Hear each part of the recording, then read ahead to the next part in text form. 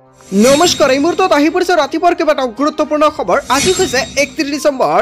অৰুণোদয় নতুনকৈ আবেদন কৰা প্ৰত্যেকজন ব্যক্তিৰ বাবে এটা গুৰুত্বপূৰ্ণ খবৰ। মুখ্যমন্ত্ৰী ডক্টৰ হিমন্ত বিশ্ব শৰ্মাই কেইবাটাও গুৰুত্বপূৰ্ণ সিদ্ধান্ত গ্ৰহণ কৰিছে।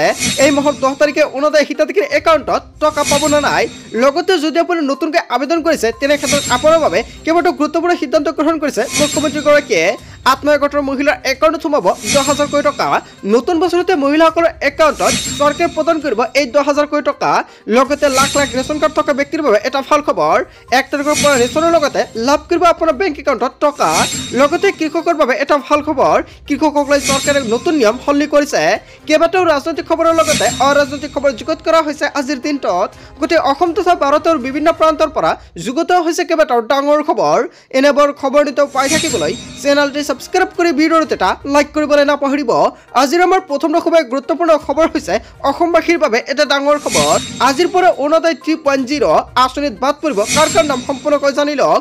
যদি আপুনি অৰুণোদয় 3.0 নামটো অন্তৰ্ভুক্ত কৰিছে তেন্তে আপোনাৰ বাবে এটা ডাঙৰ খবৰ। কোনে কোনে পাব অৰুণোদয় আঁচনি? ৰেচন কাৰ্ড থকা প্ৰতিটো পৰিয়ালে লাভ কৰিব অৰুণোদয় 3.0 সুবিধা। 45 বছৰৰ ঊৰ্ধ্বৰ বিধৱা মহিলাক অন্তৰ্ভুক্ত কৰা হ'ব এই আঁচনিত। অবিবাহিত আৰু বিবাহ বিচ্ছেদ মহিলাই লাভ কৰিব এই আঁচনিৰ সুবিধা। অকলশৰীয়াকৈ থকা কোনো মহিলা অৰুণোদয় 3.0 পৰা বঞ্চিত হ'ব নোৱাৰে। তৃতীয় লিংগ আৰু বিশেষভাৱে সক্ষম মহিলাই লাভ কৰিব অৰুণোদয় আঁচনি। যদি আপুনি অৰুণোদয় আঁচনিত নামটো অন্তৰ্ভুক্ত কৰিছে আপোনাৰ বাবে এটা ভাল খবৰ। চৰকাৰী পঞ্জীকৃত লগতে বৃদ্ধাশ্ৰমৰ আৱাসী মহিলাক অন্তৰ্ভুক্ত হ'ব এই আঁচনিত। ৰোগীয়া বৃদ্ধা মহিলাই লাভ কৰিব অৰুণোদয় আঁচনিৰ সুবিধা। লগতে ভিক্ষা কৰি খোৱা মহিলাই চৰকাৰে প্ৰদান কৰিব অৰুণোদয় আঁচনি। আৰু অৰুণোদয় আঁচনিক লৈ মুখ্যমন্ত্ৰী ডক্টৰ হিমন্ত বিশ্ব শৰ্মাই কেইবাটাও গুৰুত্বপূৰ্ণ সিদ্ধান্ত গ্ৰহণ কৰিছে। অৰুণোদয় 3.0 সুবিধা পাবলৈ দৰিদ্ৰ পৰিয়ালৰ বাৰ্ষিক আয় হ'ব লাগিব 2 লাখ কোটি টকা। লগতে কোন কোনে বাদ পৰিব অৰুণোদয় আঁচনিৰ পৰা? যদি আপুনি অৰুণোদয় 3.0 আবেদন কৰিছে তেনে ক্ষেত্ৰত আপোনাৰ নামটো বাদ পৰিব নেকি, তাৰ বাবে চৰকাৰে গুৰুত্বপূৰ্ণ সিদ্ধান্ত গ্ৰহণ কৰিছে। কেৱল এয়াই নহয়, পঞ্চায়তী বিষয়াভাৱ থকা মহিলাই নাপাব অৰুণোদয় আঁচনি। অংগনবাড়ী কৰ্মী আশা কৰ্মীকে ধৰি চৰকাৰী কামত জড়িতসকলে নাপাব অৰুণোদয় আঁচনিৰ টকা। লগতে চৰকাৰী চাকৰিৰ লগতে চাৰিচকীয়া বাহন থকা সম্পত্তি থকা লোকসকলেও নাপাব অৰুণোদয় আঁচনিৰ সুবিধা। ঠিকাদাৰৰ ঘৰৰ পৰিয়ালেও নাপাব অৰুণোদয় আঁচনি। যদি এইসকল মহিলাই আবেদন কৰিছে তেনে ক্ষেত্ৰত আপোনাৰ বাবে এটা বেয়া খবৰ, কিয়নো পুৰণি হিতাধিকাৰীও এতিয়া নতুনকৈ অৰুণোদয় 3.0 বাবে কৰিব লাগে আবেদন। যদি আপুনি আবেদন কৰিছে তেনে ক্ষেত্ৰত আপুনি টকাটো লাভ কৰিব। আৰু যিসকল পুৰণি হিতাধিকাৰী আছে নতুনকৈ অৰুণোদয় আঁচনিত নামটো দিয়া নাই সেইসকলৰ নাম বঞ্চিত হৈ যাব। লগতে 37,40,000 হিতাধিকাৰীৰ বাবে প্ৰতি মাহতে 466 কোটি টকা ৰাজ্য চৰকাৰে ব্যয় কৰিব। আৰু এই মান অনুসৰি 54,600 কোটি টকা ব্যয় কৰিব ৰাজ্য চৰকাৰে। কোনে কোনে পাব অৰুণোদয় আঁচনিৰ টকা সম্পূৰ্ণকৈ জানিলে। যদি আপুনি অৰুণোদয় 3.0 আবেদন কৰিছে তেন্তে আপোনাৰ বাবে এটা ডাঙৰ খবৰ। চৰকাৰে অতি শীঘ্ৰে বাছনি প্ৰক্ৰিয়া আৰম্ভ কৰিব আৰু এইসকল মহিলাৰ একাউণ্টত চৰকাৰে প্ৰদান কৰিব 1250 টকাকৈ। অৰুণোদয় যিসকল ব্যক্তিয়ে নতুনকৈ আবেদন কৰিছে কেতিয়া সোমাব আপোনাৰ একাউণ্টৰ টকা, যেতিয়া আপডেটটো আহিব নিশ্চয় সম্পূৰ্ণকৈ জানিব পাৰিব এইখন চেনেলৰ জৰিয়তে। আৰু তাৰ বাবে সকলোৱে আগতীয়াকৈ চেনেলটি ছাবস্ক্ৰাইব কৰি ৰাখিব। তাৰপিছত অসমবাসী ৰাজক জনাইছে আমাৰ পৰৱৰ্তী খুবেই গুৰুত্বপূৰ্ণ খবৰ। লগতে ডাঙৰ খবৰ, নতুনকৈ ৰেচন কাৰ্ড লাভ কৰা লাখ লাখ লোকৰ বাবে এটা ডাঙৰ খবৰ। 1 জানুৱাৰীৰ পৰাই লাভ কৰিব ৰেচন আৰু সামগ্ৰী। হিতাধিকাৰী মানিব লাগিব 4টাকৈ নতুন নিয়ম। ৰেচন ল'বলৈ হ'লে আপোনাৰ কেইবাটাও নতুন নিয়ম সলনি হৈ পৰিছে। নতুনকৈ ৰেচন লাভ কৰা লাখ লাখ লোকৰ বাবে এটা ডাঙৰ খবৰ। 1 জানুৱাৰীৰ পৰাই লাভ কৰিব ৰেচনৰ সামগ্ৰী। মুকলি কৰা হৈছে হেল্পলাইন নম্বৰ। আপুনি নতুনকৈ ৰেচন কাৰ্ড লাভ কৰিছে নেকি? ৰেচন কমকৈ পালে দিয়ক আপুনি অভিযোগ। হেল্পলাইন নম্বৰটো হৈছে 180034536111। ৰেচন কাৰ্ড লাভ কৰা প্ৰতিটো পৰিয়ালে 1 তাৰিখৰ পৰাই লাভ কৰিব বৃহৎ সুবিধা। অন্তোদয় অন্ন যোজনাৰ অধীনত প্ৰতিটো পৰিয়ালে লাভ কৰিব 35 কিলোকৈ চাউল।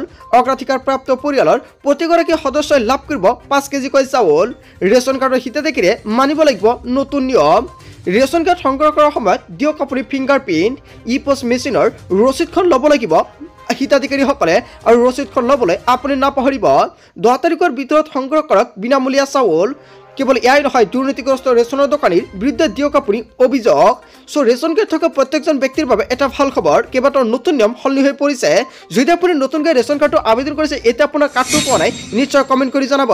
তাৰপিছত অসমবাসী ৰাজীৱ জনাইছে আমাৰ পৰৱৰ্তী খুবেই গুৰুত্বপূৰ্ণ খবৰ। লগতে এটা ডাঙৰ খবৰ, মন্দিৰৰ পূজাৰীক মাহে 18,000 কোটি টকা প্ৰদান কৰিব।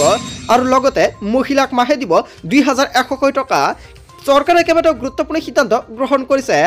মন্দিৰৰ পুৰোহিত মাহে লাভ কৰিব 18,000 টকা। হিন্দু পূজাৰী আৰু শ্ৰীগ্ৰহান্তীক 18,000 টকা দিয়াৰ কথা ঘোষণা কৰিছে চৰকাৰে। প্ৰতিমাহে পূজাৰী আৰু গ্ৰহান্তি সন্মান যোজনাৰ অধীনত প্ৰদান কৰিব এই টকা। 31 ডিচেম্বৰৰ পৰাই পূজাৰী আৰু গ্ৰহান্তি সন্মান আঁচনিৰ পঞ্জীয়ন আৰম্ভ হ'ব আৰু কালিৰ পৰা পঞ্জীয়ন প্ৰক্ৰিয়া আৰম্ভ হ'ব আৰু আজিৰ পৰা আপুনি পঞ্জীয়ন কৰিব পাৰিব। আজি হৈছে 31 ডিচেম্বৰ। যদি আপুনি এতিয়ালৈকে আবেদন কৰা নাই তেনে ক্ষেত্ৰত অতি শীঘ্ৰে আবেদন কৰি লৈ লওক। মন্দিৰৰ পুৰোহিত আৰু গুৰুদ্বাৰৰ গ্ৰহান্তিসকলক ধন প্ৰদান কৰিব চৰকাৰে। দিল্লীৰ আপ চৰকাৰে পূজাৰী আৰু গ্ৰহান্তিক লৈ কৰিলে কেইবাটাও গুৰুত্বপূৰ্ণ ঘোষণা। আপুনি কেনেকৈ আবেদন কৰিব, কি কি নথি পত্ৰ লাগিব, যদি ভিডিঅ' লাগে নিশ্চয় কমেণ্ট কৰি জনাব। তাৰপিছত অসমবাসী ৰাজুক জনাই চমৰ পৰৱৰ্তীটো খুবেই গুৰুত্বপূৰ্ণ খবৰ, লগতে ডাঙৰ খবৰ। তাৰপিছত অসমবাসী ৰাজুক জনাই চমৰ পৰৱৰ্তীটো খুবেই গুৰুত্বপূৰ্ণ খবৰ, লগতে ডাঙৰ খবৰ। সংখ্যালঘু এলেকাত অশ্লীল নৃত্য বন্ধ কৰক। অসামাজিক কামৰ বিৰুদ্ধে আমচুৰ গৰ্জন। আমচুৱে কেইবাটাও ডাঙৰ মন্তব্য কৰিছে। অসামাজিক কাৰ্যকলাপৰ বিৰুদ্ধে গজৰি উঠিল আমচু। সংখ্যালঘু এলেকাত গ্ৰহন্ত আৰু বাণিজ্য মেলাৰ নামত গঢ়ি উঠিছে অসংস্কৃতি আৰু চৰকাৰ প্ৰশাসনে এনে অবৈধ কামৰ বাবে কেইবাটাও গুৰুত্বপূৰ্ণ সিদ্ধান্ত ল'ব লাগে। কাৰ্যকলাপ চাবলৈ অনুমতি দিয়াৰ অভিযোগ উত্থাপিত হৈছে।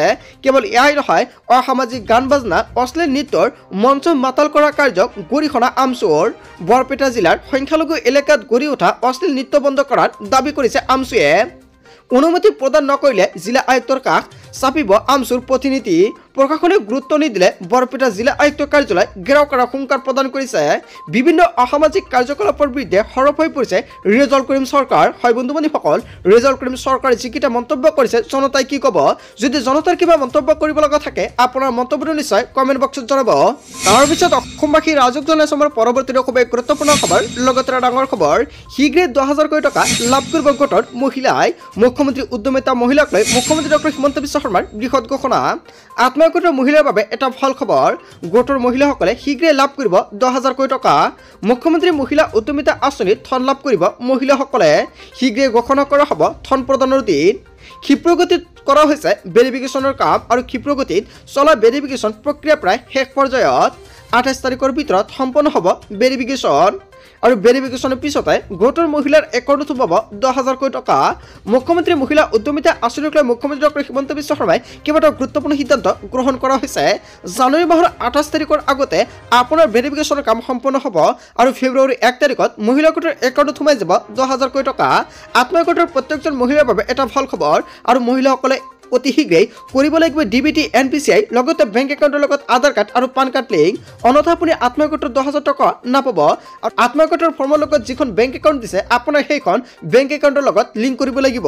তাৰপিছত অসমবাসী ৰাজুক জনাই চমৰ পৰৱৰ্তীটো খুবেই গুৰুত্বপূৰ্ণ খবৰ, লগতে ডাঙৰ খবৰ। আপুনি পাব চৰকাৰী ঘৰ। ডিচেম্বৰ মাহতে 60,000 পৰিয়াললৈ চৰকাৰী ঘৰৰ টকা প্ৰদান কৰিব চৰকাৰে।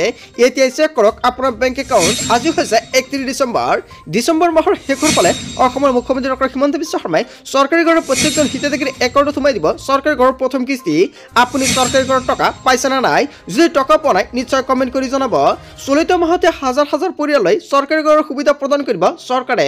ডিচেম্বৰ মাহত PM এৱাৰ্ড পকী ঘৰৰ লাভ কৰিব চৰকাৰী ঘৰৰ প্ৰথম কিস্তি 32,500 টকা। ৰেচন কাৰ্ড থাকিলে চৰকাৰী পকী ঘৰৰ বাবে কৰিব পাৰিব আপুনি আবেদন। ডিচেম্বৰতে পঞ্চায়ত সচিবক ঘৰ প্ৰদান কৰি শেষ কৰিবলৈ নিৰ্দেশ প্ৰদান কৰিছে চৰকাৰে। আৰু এই মাহৰ 10 তাৰিখত এই মাহৰ ভিতৰতে আপোনাৰ একাউণ্টত চৰকাৰী ঘৰৰ টকা সোমাইছে নে নাই? যদি টকাটো পোৱা নাই নিশ্চয় কমেণ্ট কৰি জনাব। ঘৰ প্ৰদান কৰি শেষ কৰিব নোৱাৰিলে পঞ্চায়ত সচিবক বদলি হুংকাৰ প্ৰদান কৰিছে। 60,000 বাদ পৰি ৰোৱা ঘৰ প্ৰদান কৰি শেষ কৰিবলৈ নিৰ্দেশ প্ৰদান কৰিছে চৰকাৰে। নতুনকৈ 1,70,000 ঘৰ সোনকালে প্ৰদান কৰাৰ আশ্বাস প্ৰদান কৰিছে। যদি আপুনি নতুনকৈ চৰকাৰী ঘৰৰ বাবে আবেদন কৰা নাই তেনে ক্ষেত্ৰত অতি শীঘ্ৰে কৰি লওক। আৰু আজি হৈছে অন্তিম দিন। আজিৰ দিনৰ ভিতৰত যদি আপুনি চৰকাৰী ঘৰৰ বাবে আবেদন নকৰে তেনেক্ষেত্ৰত আপুনি চৰকাৰী ঘৰ নাপাব। মুঠ 7 লাখ লোকক ঘৰ দিয়াৰ লক্ষ্য হিমন্ত বিশ্ব শৰ্মা চৰকাৰৰ। প্ৰধানমন্ত্ৰী আৱাস যোজনা আৰু মুখ্যমন্ত্ৰী আৱাস যোজনাৰ অধীনত লাভ কৰিব চৰকাৰী ঘৰ।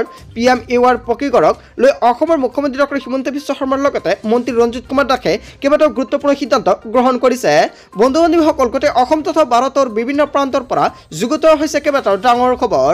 এনেবোৰ খবৰ নিতৌ পাই থাকিবলৈ চেনেলটি সাবস্ক্ৰাইব